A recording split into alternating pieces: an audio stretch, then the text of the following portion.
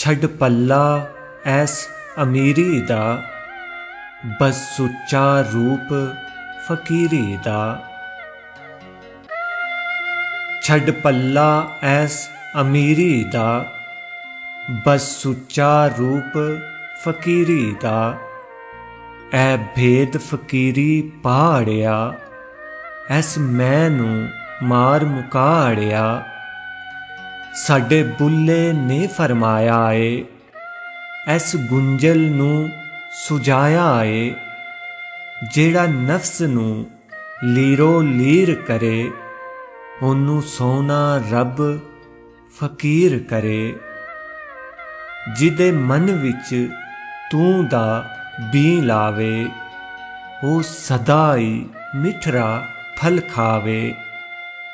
छड़ पल्ला ऐस अमीरी दा, बस सुच्चा रूप फकीरी दा।